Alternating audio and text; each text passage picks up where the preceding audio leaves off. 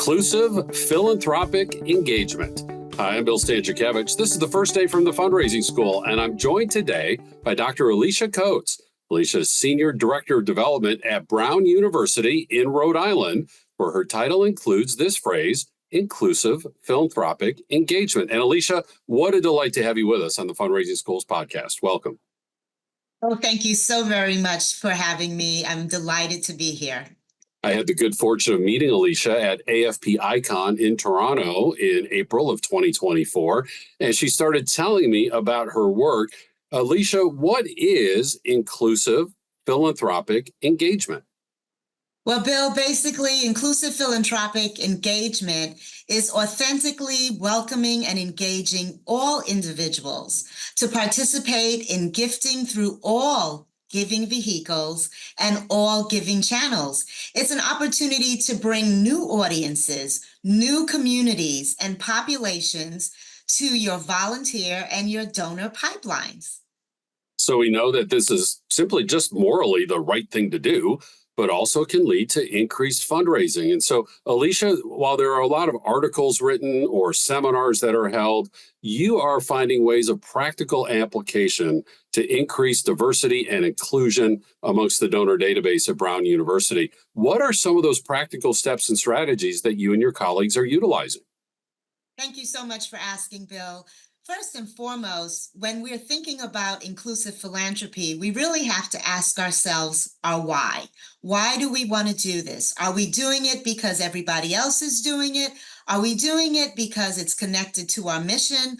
Are we doing it because it's the right thing to do? I think all three are great. Wherever you start, it's a starting point, and we all have to start somewhere. But really knowing that why is critically important, because that why then determines what you're going to do next. So at Brown University, I started in an inaugural position because they really wanted to align the mission to our fundraising. And in doing so, a couple of things that I would like to note. First and foremost, the mission around Brown is about diversity commitment. The strategic plan, building on distinction, well, one of the items that they focused on was diversity. And out of that came our diversity and inclusion plan. So at the time that I was interviewing for this role, I was like, wow, this is very interesting. Brown actually has a definition for what they mean by diversity, which is to support historically underrepresented groups. And at the time in the campaign, they actually had $165 million set aside for it. So any organization, university that is really thinking about inclusive philanthropy, first, when you think about your why, is it connected to that mission? Is it connected to the values of the community that you're a part of? That's the first step. The second step is to really think about how are your database and the various opportunities that you have and vehicles for individuals to give are working. Is it accessible for everyone? Do you feel that there are barriers? Sometimes you might not be able to answer that question because you might not have the right people at the table. If you look to the right and to the left and we all look the same, chances are we're missing out on some things. So a good step is to think about, if I really care about this, who needs to be at the table? Getting that information from our alumni, from our parents, from those in the community that we are working with and engaging, even those who are our constituents in terms of the services that we provide, gives us better insight as to how we then begin creating steps to move forward. And so inclusive engagement, step number one, we have to be intentional. We have to care about this. We have to identify this as a priority. Alyssia then talked about this needing to be in our mission statement, the way that that mission is expressed, and then saying who's at the table to make sure that we can do this properly and execute in the right way. Alyssia, as we record this interview, you told me you've been with Brown for about 5 years as part of your highly distinguished higher education fundraising career. Was this a new position at Brown? Did the commitment to the mission, to the right people at the table, lead to a new staff position at the university? Great question. Thanks for asking. Yes, it was. It was an inaugural position. My original position was diversity, director of diversity for development. And in that role, to be honest, it's very hard to be one person trying to do the job of diversity. And one of the things I'm very proud of is that we did that very collectively, right? So I had to work across the division to really achieve the goals that we wanted to achieve. And I also had to work very closely with the alumni to understand the needs of the initiatives. One of the things I'd like to go back to is that during the time that I arrived, it was 2019. That was right before the pandemic. And then we went into the pandemic and it was the world turning upside down for many of us, right? But interestingly, it was in that time that we at Brown were able to make some pivots, not just because we cared about diversity, but because our alumni and parents came to us and said, what can we do? And a couple of great things that happened is that a scholarship was established that was specifically for African American students and Blacks to be able to go on and do their work at the undergraduate level. And the funding came not just from alumni of color, it came from everyone. Everyone was very interested in giving to the fund. In addition, another fund was established called Pathways to Diversity and Inclusion.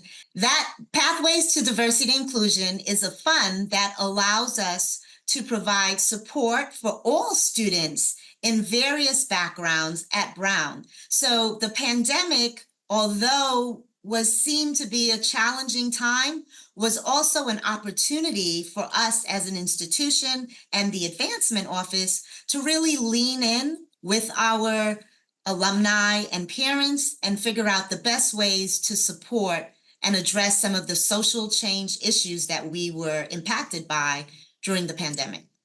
Alyssia, I'd like to ask you to kind of go back to those earliest days in your new position at Brown. And again, you come to Brown as an accomplished fundraiser from the University of Notre Dame, one of the top fundraising universities in the world, literally. So a lot of expertise, great credibility. And now there's this new position and this new emphasis on inclusive philanthropic engagement. In our audience, I'm sure we have fundraisers who say, I get it. I want to be more diverse in our fundraising. We need to diversify our donor database. And I just don't know those first steps. I just don't know how to get things going. What were those early days like as you were going department by department and college by college and into the athletic department and across the university to really make sure that this new message and this new approach, this revised, updated approach to fundraising was becoming within the DNA of Brown University's fundraising? Bill, another great question. First, I would say that because at Brown we are centralized, I was fortunate that within our division that we were together to be able to work collaboratively. Really, one of the first things we did was actually looked at a few surveys that we have done over the last 5 to 10 years to really find out what were some of the challenges that we were dealing with in regards to diversifying the work that we did at Brown. Secondly, as it pertained to our database, we went back and spoke to individuals that really were part of our leadership at Brown to ask questions such as, what specifically are we needing to look at to make sure that we identify the right individuals in our database so that we can actually create more an inclusive opportunity? So some of the things that we did, Bill, were one, really looked at who was in our database, how did they identify, and then asked the question of, okay, how are they engaged? How are they engaged at Brown? How are they engaged in their communities? So when I say how they're engaged, I don't want to presume that all of a sudden we had that information. It required a little bit of legwork. It required us reaching back out and having listening groups where we asked those specific questions. We also wanted to find out what were they doing in terms of boards that they were on. And one of the things that we don't pay attention to sometimes is zip codes, right? So where are our communities? How do we look at zip codes to determine, okay, are we really targeting the groups that we really want to target? Every database at different institutions have limitations, so it is not perfect. But I think, again, what's really important is if the individuals attended our institutions, then there are target groups that we can look to ask questions. And in asking those questions, we find out information that otherwise we may not look at. So just looking at a rating and different individuals and saying, oh, these are people and these are the individuals we want to fundraise with is not necessarily the best way to go about it for two reasons. One is just because someone looks like they are a philanthropist doesn't necessarily mean that they're going to be the individuals that give to your institution. The person that may look as though they're not giving may very well be that person that really is interested in giving. So one of the things we also had to pay attention to, let's talk about these individuals that really are engaged but may not have given a gift. Well, we found out that they were really engaged, but they weren't asked, right? So there are different things that we have to think about that really, as we go through these various steps, then leads us back to our database. So in addressing the database, we had to look at the various ways in which we did our practice, and then where are the gaps, and how do we make sure that in those gaps we provided opportunities to find the individuals we needed to include in our database. Alyssia, so much good wisdom there as you tell that story that the rest of us can apply to our fundraising. One of the more kind of macro larger themes that I heard you talking about is that you looked into your donor database and you certainly have celebrated the cultural distinctions of different demographic groups. But as you did that, you also looked at each individual as an individual. It reminds me of a paper that I signed when I teach this topic in our doctoral program. The name of the paper is Don't Just Look at Me, Look at My Resume. Meaning, yes, I have cultural identity. I have racial identity, but I'm also an individual who's had specific accomplishments and specific background. It sounds to me like you have found that balance between looking at the distinctions of different demographic groups, but still using that time-honored fundraising approach of approaching each donor as an individual. Am I understanding you correctly? You're absolutely understanding me correctly. Bill, it is so important that we really think of each individual and how we bring each individual to the engagement process of an institution or an organization. You make me think of the solicitation cycle, and it's one of the things we talk about here at Brown. When we're talking about individuals of color or alumni of color that we're working with, diverse communities, we all know in fundraising, by the third visit, we're more or less looking to make an ask.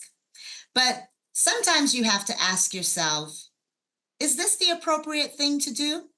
Well, why am I asking that question? Well, what did you learn when you engaged with the individual? One of the things we have found is that, and not found, but one of the things we know is that not all alumni have had the greatest experiences at their undergraduate level. And so when you reach out to an alum to talk to them about engaging with the university, many of them may say, well, I have not been back, and here's why. The here why part is where we have to lean in. And we need to lean in as long as we need to make sure that that individual understands we were listening and that we tried our very best or trying our very best to make sure that the things that they care about are also important to us and find ways to engage them so that we can move forward. One of the things we have learned is that when we take the time to listen, it allows us the opportunity to engage our alumni through human capital first, and then oftentimes what we see are gifts that are given. This past year, in 2023, our Black alumni came back for their 5-year reunion. And basically, they set a goal to achieve increased donor counts. And we have a 1.2 million goal for our IPC BAF scholarship that many of them like to give to. What we found during that year, not only was it the highest attended Black alumni reunion, but it was also one where we saw many first-time donors make a gift. And we raised over 1.1 million, but over 600,000 came from the Black and African American community. And so in the work that we're doing, we're trying to make sure that we're meeting the needs of those individuals and providing the opportunity for them to give. And I think one thing I need to say that I have not said yet is that there is this perception that to be a philanthropist requires a big gift. And one of the things that we share often is your best gift is what we appreciate. So whatever gift someone gives, whether it's $1 million or maybe it's $50, we celebrate that gift, we celebrate that individual, and we thank them for what and how they have chosen to connect themselves back to their institution and their alma mater. Not everybody has to be Robert Smith and at Robert Smith's wealth and giving range to be considered a philanthropist, let alone to be considered generous. Alyssia, as we conclude here, what advice do you have for fundraisers, whether they be in higher ed, across the nonprofit sector, as they earnestly and sincerely endeavor to diversify their donor databases? How would you summarize your advice to folks as they want to go down that path and have that journey?